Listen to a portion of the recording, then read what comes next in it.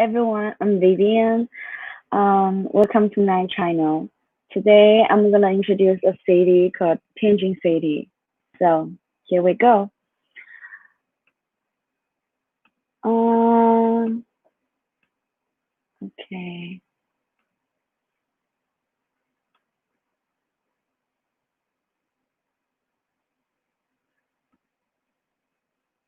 So Tianjin is one of China's four municipalities under the direct administration of the central government. It is an international port city and the largest seaside city in the north of China, 137 kilometers away from Beijing, the capital of China. Tianjin is a well-known city with a long history and abundant resources.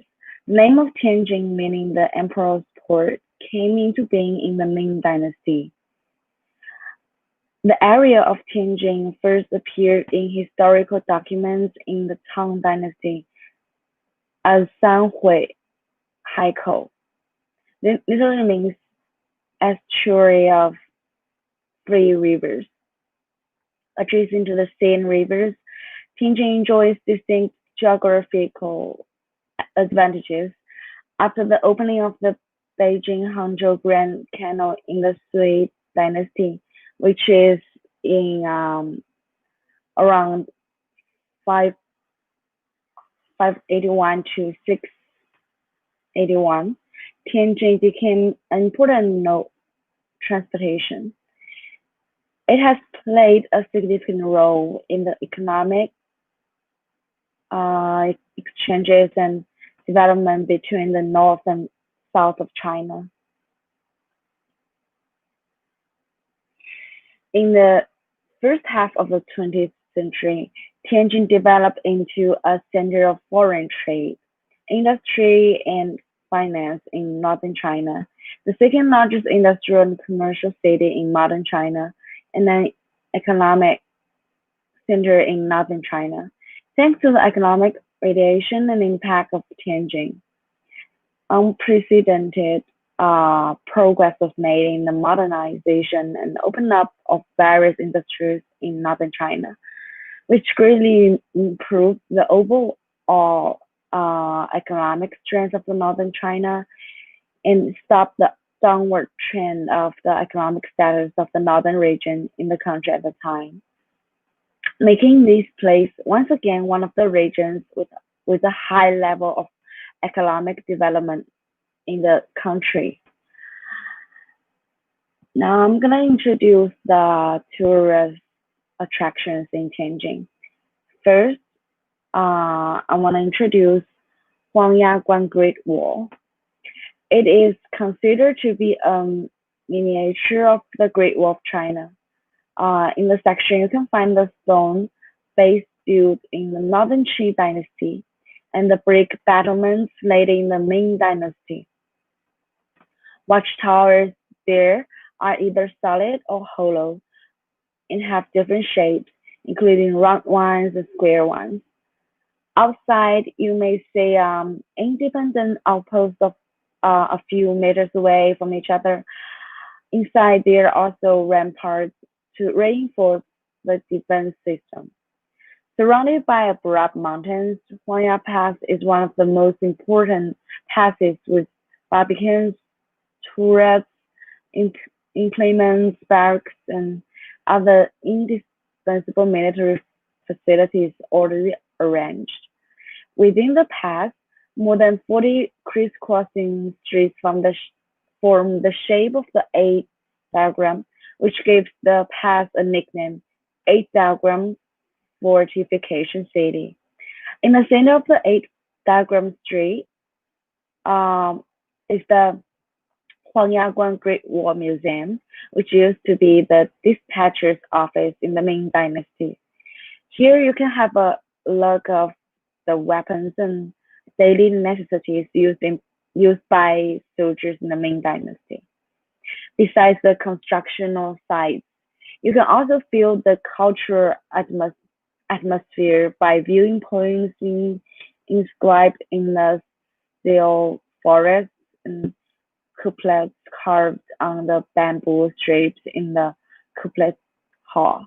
And importantly, it was listed as World Cultural Heritage as by UNESCO in 1987.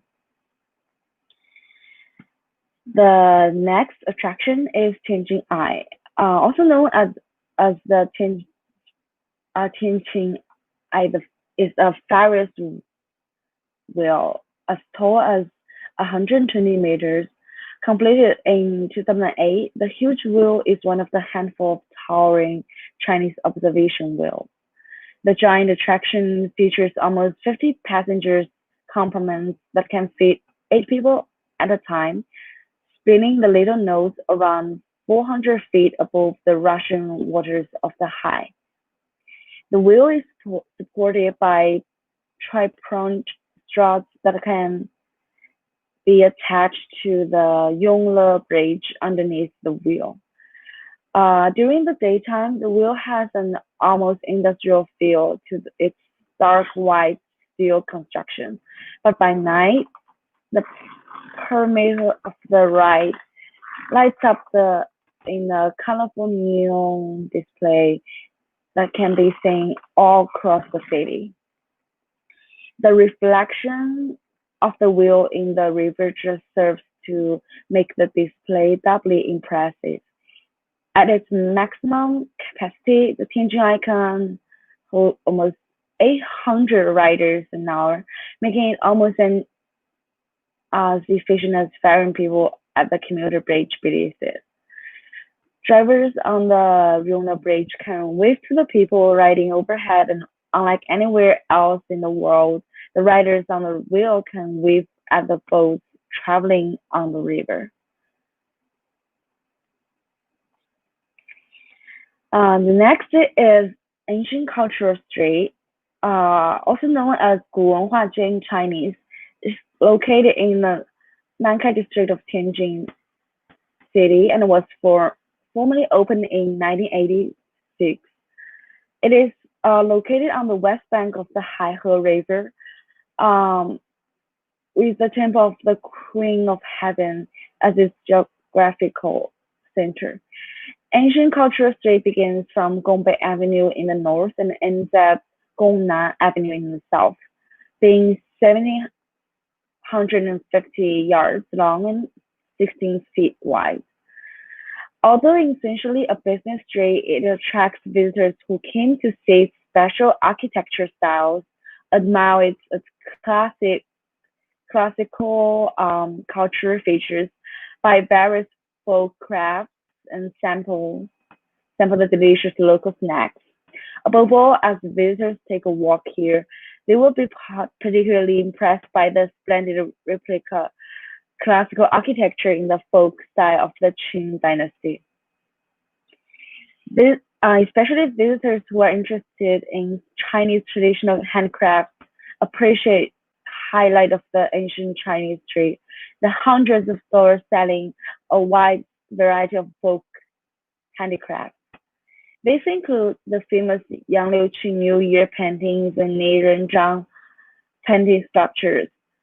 Visitors who are fond of Chinese curios such as jade items, pottery, will also be able to find many examples of these for sale here.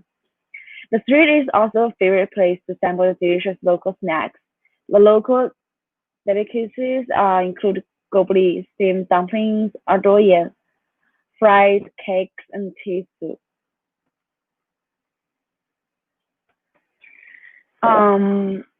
If Qing tombs is the last, but it's the existing largest and most intact imperial tombs in China, with altogether 15 tombs containing the remains of empresses, concubines, and princesses of Qing dynasty.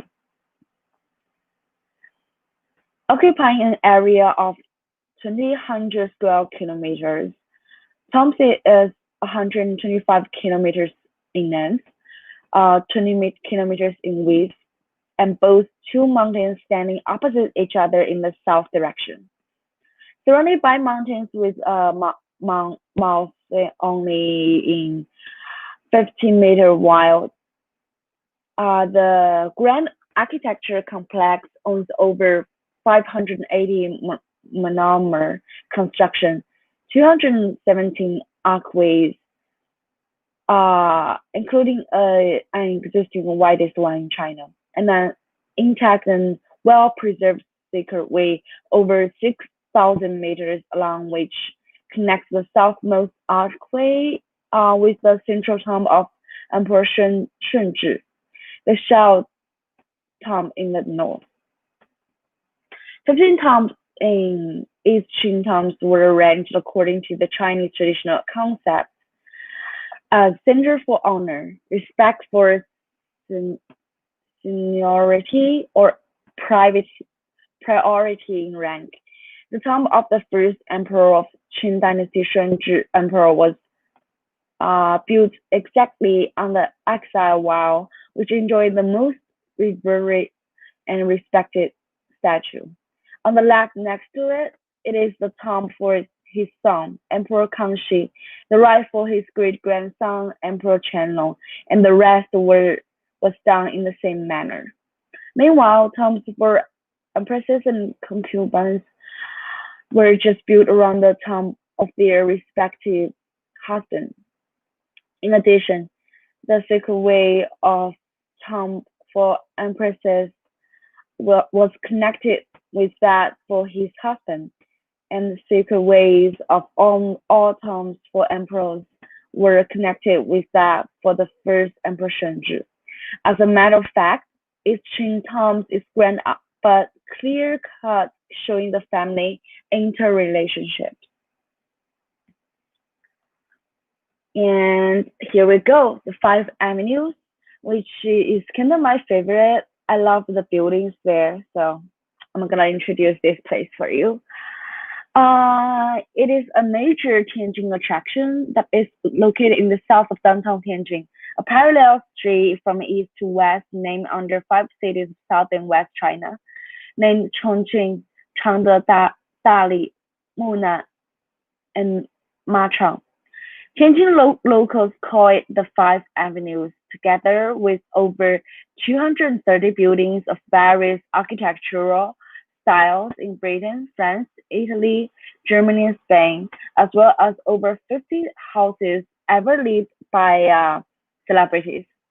Architecture styles range from the Renaissance, Greek, Gothic, Romantic, Eclectic, and Carson, which constitute a true form of art. On both sides of Munan Street, there are row upon row of Western buildings, neutral, beautiful courtyards and gardens, which fully show the European style. Dali Street, formerly known as Singapore Street, is famous for the single Western building styles of various European styles. In the Chongqing Street, most of the buildings are high-class row apartments, among which there are many former residences of celebrities, including the only palace of Tianjin Qing Palace. Located at the most northern part, Chengdu Street has become a main welcome route of Tianjin. As a national level historical and cultural city, Tianjin attracts a lot of visitors and attaches great importance to the protection of historical buildings. Based on domestic and international experience of historical buildings protection and the actual situation in Tianjin, those buildings in Tianjin have made it comprehensive refurbishment on the 5 Avenue historical building area and makes it an important window of Tianjin. The last tourist attraction I'm gonna introduce to you guys is Porcelain House. Located on the Chifeng Road of the Heping district in Tianjin, the Porcelain House is a French-style building embellished by porcelain. Standing before the house, tourists will be amazed by the colorful china wall cemented onto the wall. The windows, doors, pillars, eaves, and roofs are all exquisite, decorated with different china wells. Moreover, tourists will find beautiful porcelain decorations on the handrails, ceilings, and walls inside the house. The house is so extraordinary that it has no parallel in the world. On the roof of the building circles a gigantic, gigantic dragon adorned by china well with a length of 840 yards and a width of zero point 0.8 meters. Even the drain pipes outside of the house are embellished with crystal and cat-shaped porcelain pillows. Inside the building, the ceilings and handrails are decorated with china well too. The house preserves hundreds of previous furniture from Ming Dynasty and Qing Dynasty, and more than 200 calligraphs and paintings both from home and abroad, including the masterpieces of Chinese great masters Zhang Xuan, Qi Baishi, and Xu Beihong, and foreign masters Van Gogh and Picasso. All of the precious treasures in China makes the house inestimable and splendid. Furthermore, the house combines traditional elements with Chinese culture. The outside of the wall is decorated by vases, and they are called walls of peace. Similarly, white marble sculptures and rock images are used frequently to symbolize good luck and chance. At last, the vivid dragons and phoenixes on the eaves symbolize prosperity and peace. And then it's our food introduction time. So I'm going to introduce 6 famous dishes in Tianjin to all of you. Let's take a look at the left picture. There are 3 Chinese words written called "goubuli." So this is the most famous dishes in Tianjin called "goubuli" steamed dumpling, also known as "goubuli baozi." It is Tianjin's premier homegrown snack. Back to perfection, these steamed buns can be stuffed with meat or vegetables and are cleaner, so-called version of dumplings with less oil and more filling.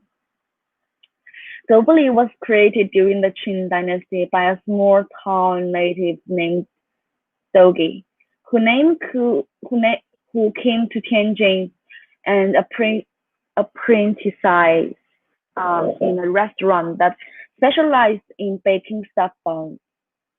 So much that eventually he and his recipe became famous nationwide. Dogi was given the nickname Gobli by his customers. It means Dogi doesn't talk because he was too occupied making buns to talk to them in the restaurant. The Gobli Bun Shop stands today as a corporation with nearly 90 branches in Tianjin and more throughout in China. Uh, try as many as try as many buns as you can. There are over 90 varieties and over 200 dishes in Gobli's restaurant. And the right picture is called ear hole fried cake. It's also a famous dish in Tianjin. It actually has nothing to do with the ear holes, nor does it look like one.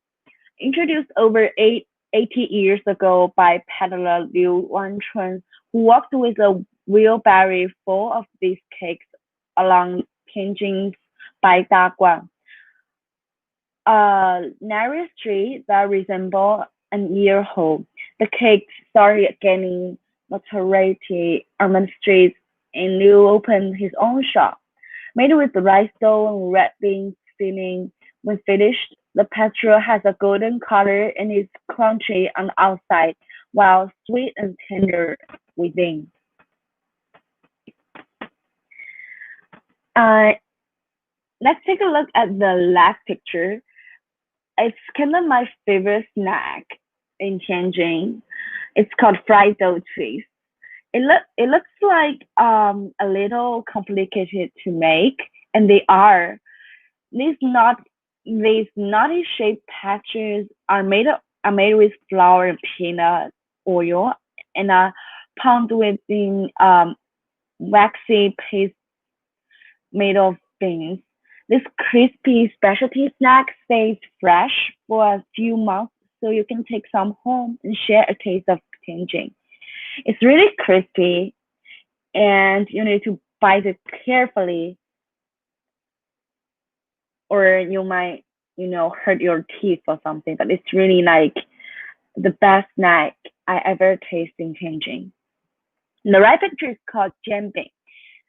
Uh, it's kind of my second favorite. This breakfast treat, which can now be found all over the world, was originally invented in Tianjin.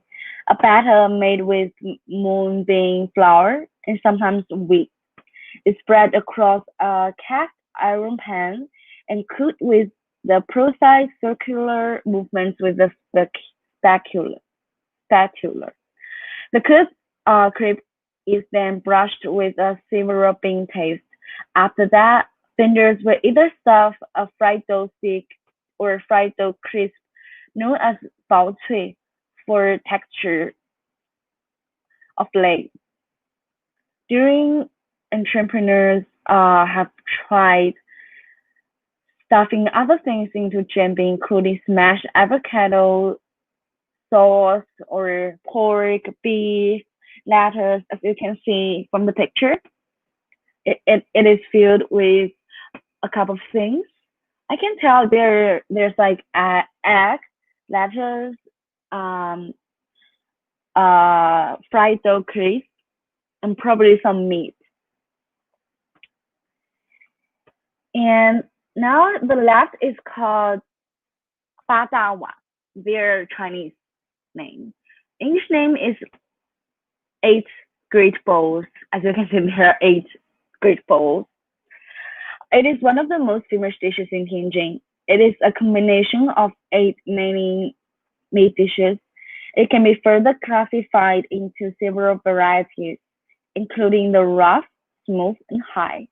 The thin eight large bowls include quick fried fish fillet, braised and shelled fresh shrimp, fresh cocktail, sweet scented osmanthus fish bones, braised butterfish, Sichuan stretched meat, Sichuan large meatballs, roast meat, and so on. The thick eight large bowls consist of fried blue shelled fresh shrimp, boiled shredded chicken, mixed and cooked egg soup, and crab overall. Trepan maple savour peas meat, consumed chicken, braised chicken, daily family cooked crab, carp, and so on. The eight large bowls are often served at banquets. The right picture is called guo ba cai. This snack favorite is made of kaleidoscope of, of some specific local ingredients. Guobata starts out as pancakes made of grain and bean flour before being sliced into lingering-like noodles. Then they are cooked in a sauce made up of sesame oil, ginger, soy sauce, green onions, and bean curd. They are best served alongside other Tianjin snacks and make an excellent breakfast. And last, I'm gonna introduce the super cultural thing, Tianjin crosstalk. Crosstalk is a folklore performance with a long history, vast spreading area, and a profound mass basis. Although the founding father worshipped by crosstalk entertainers is Dongfang Shuo, an intelligent in the Han Dynasty. It was actually formed and developed in the Qing Dynasty. In early years, entertainers who made contributions to the formation and development of crosstalk, including Chongbupa, Wen Renmin, and the Nidashi, who gave performance in Tianchao in Beijing. They created quite a few new stories in their performance, which enriched the content of crosstalk. Though crosstalk originated in Beijing, Tianjin, as a port city, has become a must for crosstalk entertainers because of proximity to Beijing, which gradually led to the situation that entertainers could perform in Beijing only after they had been recognized by Tianjin audience. Many well-known crosstalk entertainers had been performing in Tianjin for years before they went to perform all over the country. Hou Baoling, Zhang Shuochen, and Guo Rongqi were no exception. Ma Sanli, who enjoys the highest prestige in the circle of crosstalk today, also became famous in Tianjin. Besides, there are Chang Lian'an, Chang Baokun, Bai Quanfu, Su Wenmao, Gao Yingpei, Fan Zhenyu, and so on. Tianjin functions as a cradle for the upspring and development of crosstalk, though it is not its hometown. Tianjin people are fond of crosstalk for it gives them more happiness and laughter. Later, I will show you guys some videos about Tianjin crosstalk. So that's my presentation today. And now I'm gonna share some videos with you guys about how Tianjin looks and the vivid introduction of Tianjin food and the crosstalk in Tianjin. So here we go. I'm gonna share the video of Tianjin city first so that you can have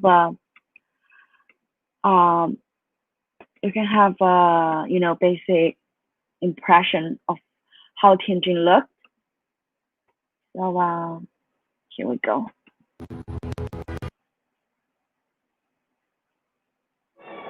All you need to launch a cult skate brand. Honestly, as long as you have a logo that looks good on literally everything. And a Squarespace.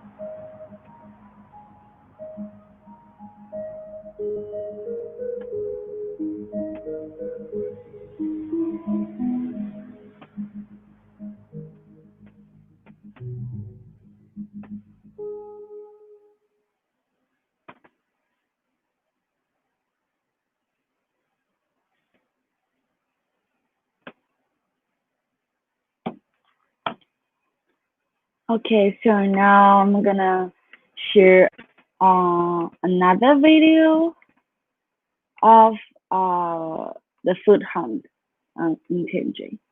Here we go. Mm.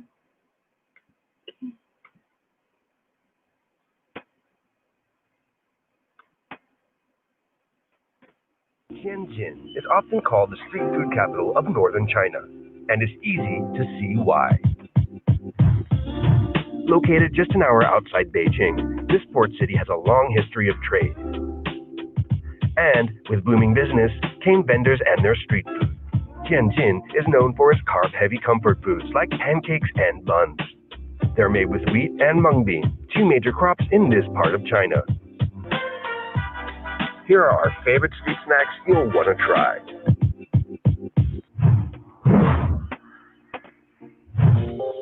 Gouli.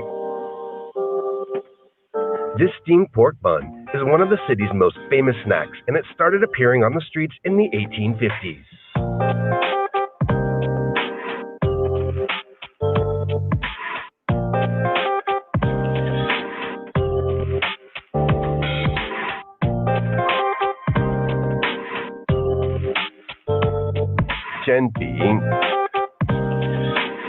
This breakfast crepe, which can now be found all over the world, was originally invented in Tianjin.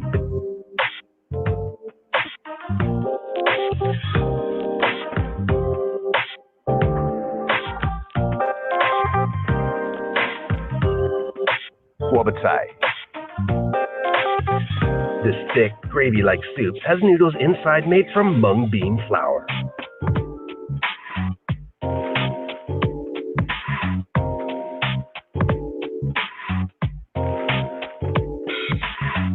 Sugar balloon.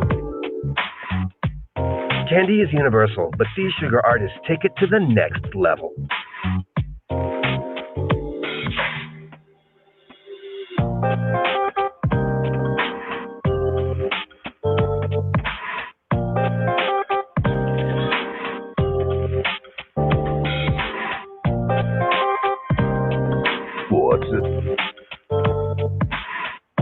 These fried dough sticks can be found all over China, but they're especially huge in Tianjin.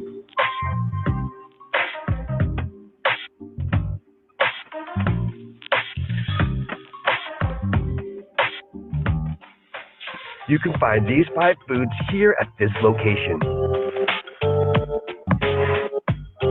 And as always, feel free to taste around. In our next episode, we roam across Hong Kong to try the 5 most iconic snacks in the city that never slows down. And if you missed our last episode about street eats in this water town, be sure to hit the links below. Until next time, happy eating wherever you are.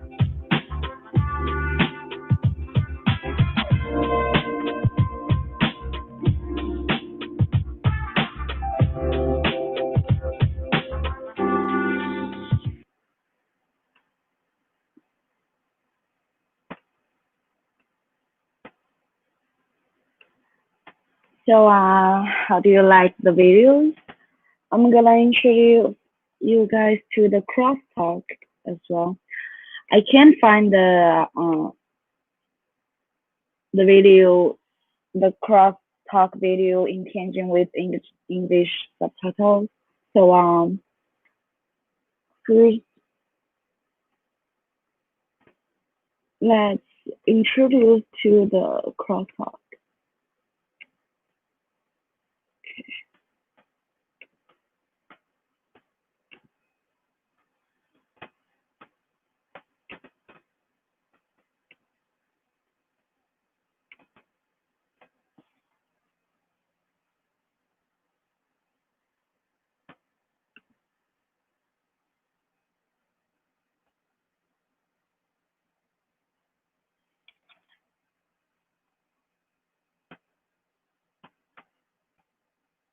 Similar to the Abbott Costello style. Let's take a look. 买手机，手机买最好的手机，那也正常。来俩，这屋一个，那屋放一个，怎么打呀？自个儿给自个儿打，怎么打？拨通了，喂，放下往那屋跑，抓起来，喂，你好，你是谁？带回来，我是郭德纲，跑回去，我也是郭德纲，这不是废话吗？ This is Chinese crosstalk, or xiangxiang. It's the nation's most popular form of live comedy, and you can see it every year on Chinese TV's premier event, the Spring Festival Gala.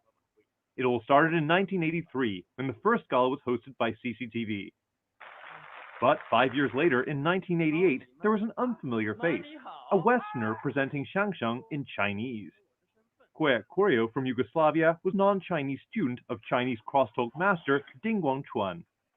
Since then, Ding has gained a reputation for teaching foreigners the art of Chinese crosstalk, more than 300 students from over 80 countries.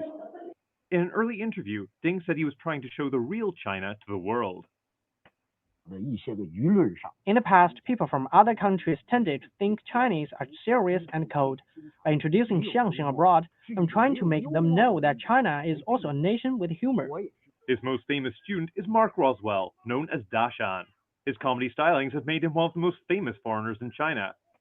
He even had the honor of being the first non-Chinese to perform a crosstalk with Master Ding himself. 大山，你可不知道，现在我的英语啊，可以这么说，生活当中的日常用语，对我来说那也是 no problem。又学一句了。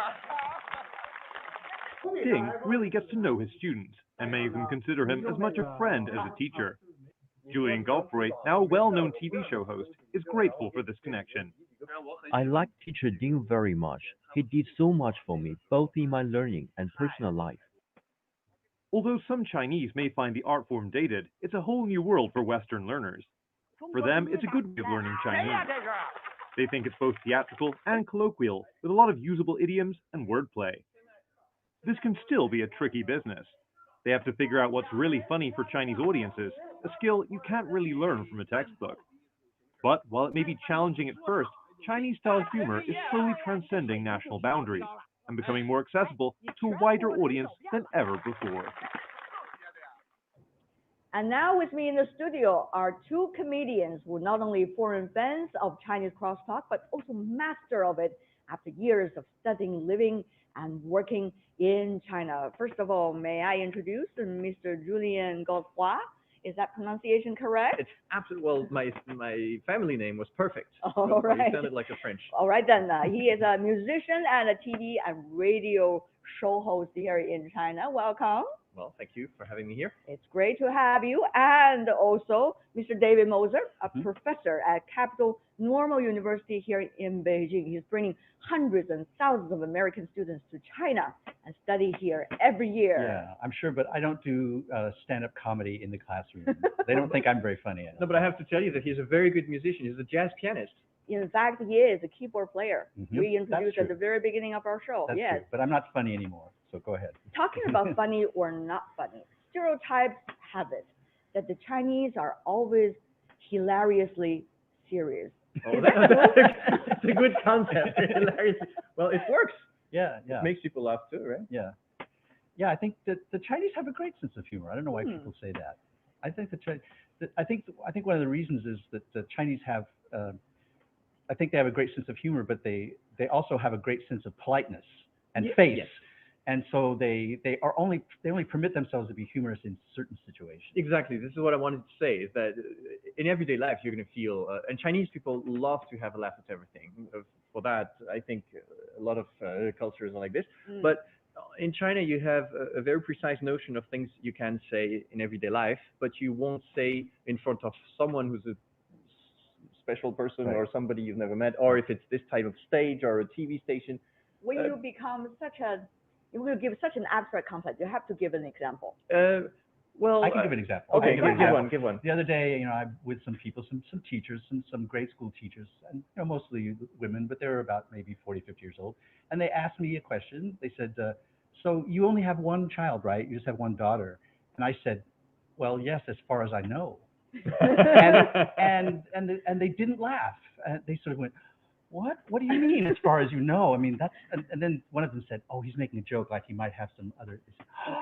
It's sometimes a conflict of generation. You need to have a cultural interpreter from time to time. I think this is not the kind of joke that someone would have made in that situation. In that that's situation, that's the thing. And maybe with younger people who are more used to have fun at everything, maybe it would go better. But what I meant too is that some jokes, let's say we are very, we know each other very well, and we're gonna, go at it for, I'm gonna make fun of you, and there's some form of sarcasm that I wouldn't say on a stage or a TV show, because then the audience thinks that he's laughing, but he's actually feeling very embarrassed, and that Julian, you shouldn't be saying anything like that. And he's actually not embarrassed. But you're people talking are about modern China, obviously, the two of you. No, the China we know. But both of you have learned xiangsheng. Yes. So actually, the Chinese humor has been going through quite some history. So what is the kind of humor presented in the Chinese xiangsheng? You've been learning that for 20 years almost, some of you. Yeah. What is it like, the Chinese humor inside the Chinese xiangsheng? David? Well, you have to sort of make a separation, because there's traditional xiangsheng that was before 1949, going maybe from the Qing dynasty through the 20th century. And those are these traditional pieces that were performed in the tea houses and everything. Then after 1949 and then up to the 1980s, it became a different kind of form because of TV. Xiangsheng is still a very, very distant thing. It is distant already in Chinese history. So maybe, David, I know you've been doing a doctor's thesis about specifically xiangsheng. Master thesis. What exactly is it about? Well, xiangsheng was originally it's going to take too long to explain it all, but it was basically a kind of street theater, a dialogue between two people, and it was meant to be sort of very much a popular form that talked about daily life problems and stuff like that. And I think the thing Western audiences might be most familiar with is the Abbott and Costello routine that you mentioned, who's on first. It's a kind of a set routine that involves a certain kind of set of jokes, and most people are familiar with it. These are the traditional pieces, and those kind of reflect the older China. And so, but a lot of the humor could be very bawdy and sort of risque even, and it was very earthy. Let's put it that way. I think even after 49, they dared to make fun of more of society problems than they used to before. And before 49, it was more, going at each other. Yeah. I make fun of you, you Right. make fun of me, or even there was this old routine that it's always the Dogen who makes fun of the Penggen, More who's the one who's personal. talking less and doing, oh, okay, or asking questions. There's a funny man and a straight man. And right? yeah, and I think now it's also totally a different story now because people have more influences. But to answer your question differently, with xiangsheng, it's usually on stage and for many people. So you do a type of humor that is not really humor, that is a way to make people laugh, and you use techniques that are different than saying a funny thing in everyday life. Do you still remember the first piece of xiangsheng you learned, and how funny was it? Can you explain to our viewers maybe just a very small, short paragraph of it? That's where the joke comes from. I can remember one of the first ones. I think the first one. Next is you, Julian. It's a traditional piece called Zhang Xiaozui, and the point being that Chinese traditional female beauty, there's supposed to be this small cherry lip mouth, That's but right. some women who have big mouths and big lips they feel like they're ugly, and so the joke is that he said he knew this woman, in order to make her mouth look beautiful, whatever you ask her, she would not answer using words that would open your mouth wide, right? Okay. So if you ask her how old she was, she wouldn't say I'm 28. She'd say I'm 22. This kind of thing. Even the content changed. Right. So that was the joke, and so I did this joke, but I added something, and I did this at Peking University with one of my professors, and I brought along some lipstick, and I put on some lipstick, which is not just part of your mouth, a little it's just the middle cherry of it. lip. And I did this, and the crowd just fell on the floor laughing because they'd never seen a performer do this, put the lipstick So on. the funny part wasn't actually what you were saying, was the lipstick. Was partly part the as well. lipstick. But Right. you were But that's an example of a traditional piece. You get the idea, and you can play it out as long as you want. And That's also a social phenomenon Yes, which the right. piece have been playing with. And what about you, Julian? The well, first piece? I was not as lucky or as good as you the first time. I remember I memorized for a show. It was after I met Mr. Ding, and I was actually still With living your in 师傅. who our was teacher, our teacher. teacher Ding Guangquan. Yeah, Ding Guangquan 老师. And I was still living in Shanghai back then. He introduced me to a show that I would be hosting with a Chinese female host for a competition for foreigners talking Chinese. Something like that. I would host the thing, and they wanted me to perform something because they asked me. And so your he piece said, is? The piece I memorized two pieces. One was the Bao Cai Ming, just the word, the tongue. How do you say the tongue? It's like a strings? tongue twister Yeah, of tongue all the twister style. dishes names. Yeah, 蒸羊羔、蒸熊掌、蒸鹿眼、烧花鸭、烧子鹅、卤猪卤鸭、酱鸡腊肉、松花小肚、鸭肉、香肠、什锦 See, 松 you 花 can do it. Yeah. Yeah, I could do the whole These are thing, like the basic skills you guys need to learn, right? basic Right, skills. right. And well, I memorized it, and then there was a 单口相声, which was a real story. It was A one-person form. one person form, and you Monologue. tell a story, and you're supposed to make people laugh every two sentences or one sentence. And at the rehearsal, I did it for TV, and the word twister went perfectly, and everyone was clapping. It was great. And when I was telling the story that lasted for 10 minutes, no one laughed. Really, no one laughed. Wow. Just one old lady was there, but she was probably amazed at my Chinese. Did you more invite than- her for dinner? I should have. Yeah. I should have. How did you react when nobody laughed? But you're embarrassed. But you don't have much experience, so you don't know what to think. Or I didn't really overanalyze that, but I understood. Mr. Ding was laughing and said, "Well, you see, you speak good," because people were thinking all those foreigners, they just speak Chinese and go on stage, and people think it's funny. And actually, I learned that all the other foreigners, I thought, only had to go on stage and Right. be funny. It was actually also a skill. Humor has a lot to do with perceptions and linguistic skills. So I really wonder, through this process of learning Chinese xiangsheng or crosstalk, what kind of new perceptions have you learned about this country or this culture, and new linguistic skills that's really colloquial that would really help you to be street smart here in China? Yeah, well, I've actually made some crosstalk teaching materials to help people learn Chinese, and your other guest on the show, Da Shan, Mark is a good example. Mark going to be with us later in the program. He's someone whose Chinese got as good as it is, partly from doing xiangsheng a lot, right? But I think it makes you very aware of the sort of important parts of the language, such as pronunciation. You're very clear about standard Mandarin, Putonghua, It's also has a lot to do with accents, regional dialects. There's also a lot of idioms and a lot of things called the xiehoyu, which is this traditional allegorical two-part saying in Beijing dialect. So it's great. Xiangsheng is a form that's very obsessed with language and linguistics, and almost every piece has something that calls attention to the audience to the linguistic aspects of what they're saying. And there are lots of, because there's a lot of knowledge in there. You have to memorize texts of history, for example, when you do that. And Right. This is a great thing with Shenzhen, is that you can learn a lot about Chinese culture. You memorize also the Bao Cai Ming, and then you know the names of 200 dishes just like that by memorizing for 1 week. But you guys also been embedded with the Xiangsheng circle, shall I say that? Because your teacher is Mr. Ding Wangchuan, and he's well known for bringing in these international students and learn this Chinese traditional cultural format. But at the same time, you got to know many of those people inside the Xiangsheng circle. And these people are supposed to be quite grassroots and also street smart and very colloquial when it comes to language and the way they're doing things. So what is that aspect of China that you've seen? How would you describe it? Were you taken by surprise, or actually it's a beautiful, nice surprise? No, I think it's a good thing. Because there's also a danger here, because there are lots of those foreigners, and because we were kind of a phenomenon, really, the foreigners who would speak Chinese and make Chinese people laugh and do xiangsheng. But some of us went a little too far by trying to sound too Beijing or trying to sound too xiangsheng and using words that typically you don't hear in everyday life and you only hear in xiangsheng, or a way of saying them, with a typical xiangsheng tone or so this is a dangerous part too.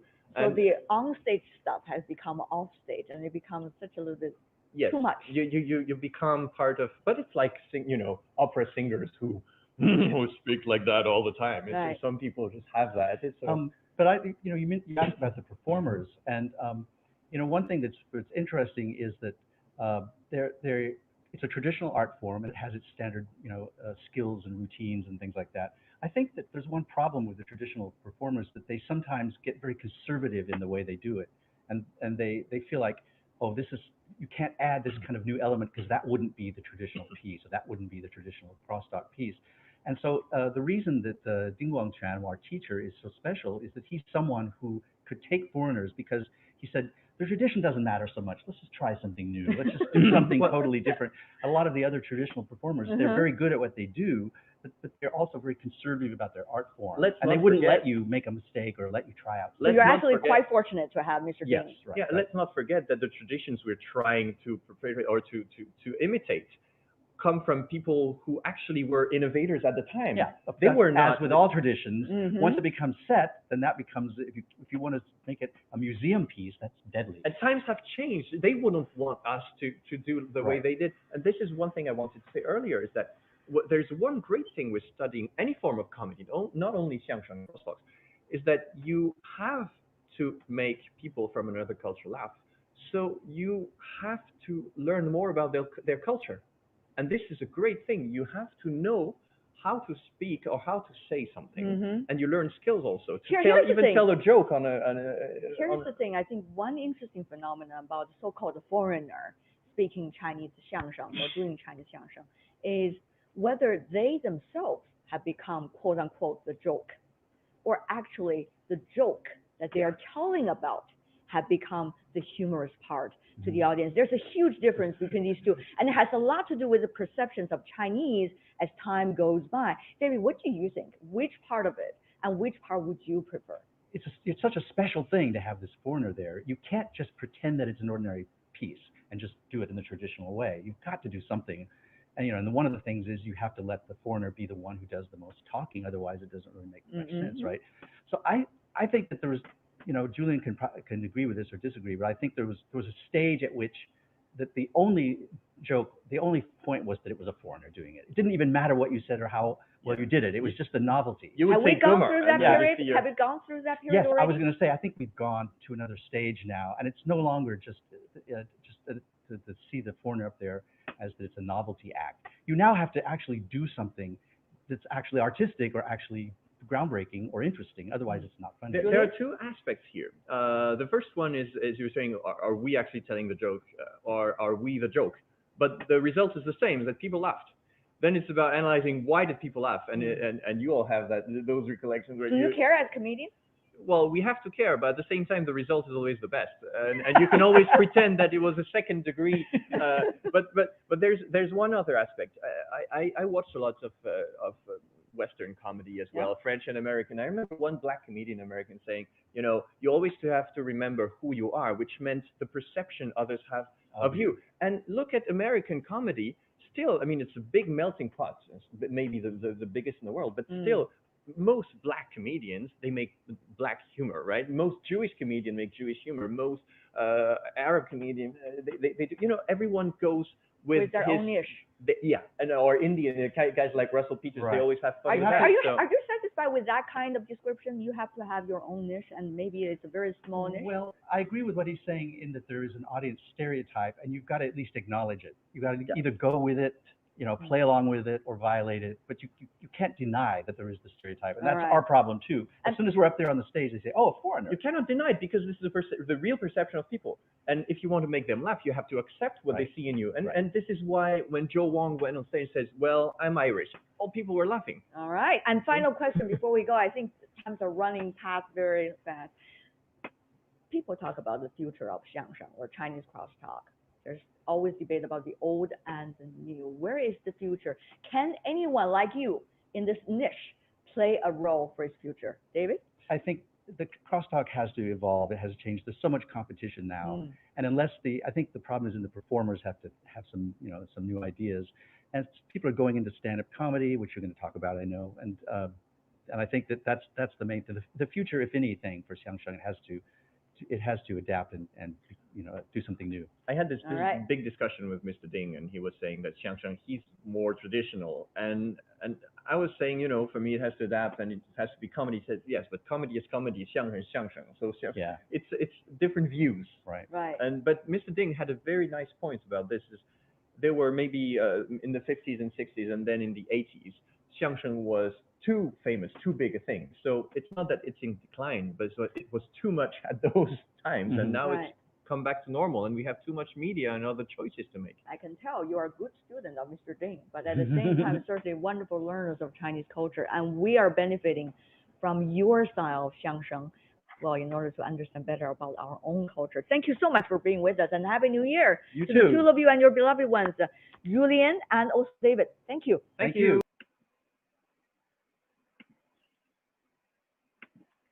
So that's basically today's show. And thank you for joining me today. Guess I'll see you next time.